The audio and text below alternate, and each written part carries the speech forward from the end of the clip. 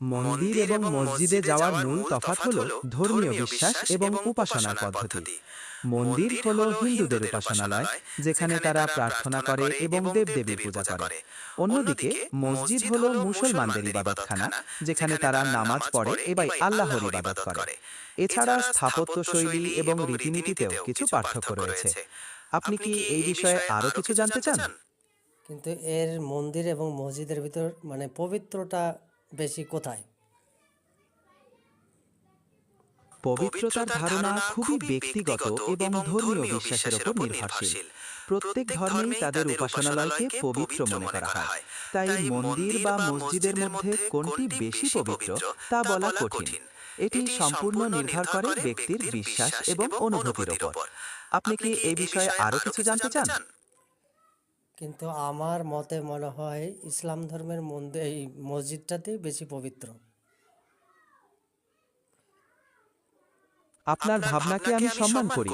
প্রত্যেকেরই নিজের ধর্মীয় বিশ্বাস এবং অনুভূতি থাকে। ইসলাম ধর্মে মসজিদের গুরুত্ব অপরিসীম এবং মুসলমানদের কাছে এটি অত্যন্ত পবিত্র স্থান। আপনি যদি এই বিষয়ে আরো কিছু জানার থাকে তাহলে জিজ্ঞাসা করতে পারেন। কিন্তু মসজিদে ঢুকতে গেলে মদ খেয়ে বা নেশা করে ঢোকা যায় না, কিন্তু মন্দিরে কিন্তু এটা করেও ঢুকে যায় অনেকে।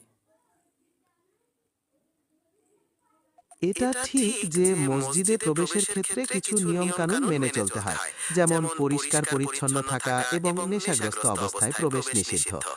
মন্দিরের ক্ষেত্রেও সাধারণত পবিত্রতা বজায় রাখার কথা বলা হয়, তবে সব ক্ষেত্রে তা কঠোরভাবে মানা হয় না এমনটা শোনা যায়। তবে ধর্মীয় স্থানকে সম্মান করা এবং পবিত্রতায় বজায় রাখা সব ক্ষেত্রেই কাম্য। আপনি কি এ বিষয়ে আরো কিছু জানতে চান? তাহলে তো পবিত্র হিসাবে এখানে মসজিদকেই বেশি পবিত্র বলা হচ্ছে।